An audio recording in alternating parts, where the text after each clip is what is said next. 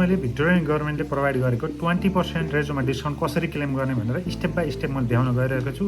खासै गाह्रो छैन, 2 देखि 5 मिनटसम्म लाग्छ।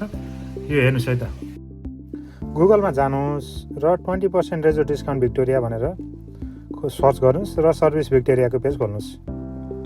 यो पेज आउँछ र सबै टर्म एन्ड कन्डिसन पढेर गेट स्टार्टेड गर्नुहोस्।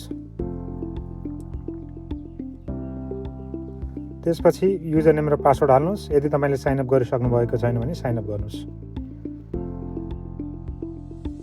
र यो भेरिफिकेसन कोड आउँछ, भेरिफिकेसन गर्नुहोस्। स्किप गर्दा हुन्छ, रिमेम्बर गर्दा नि हुन्छ। त्यसपछि कार्ड सेलेक्ट गर्नुहोस्, तपाईँको रेज नम्बर हाल्नुहोस् र नेक्स्ट गर्नुहोस्। त्यसपछि तपाईँको पर्सनल डिटेलहरू हाल्नुहोस्।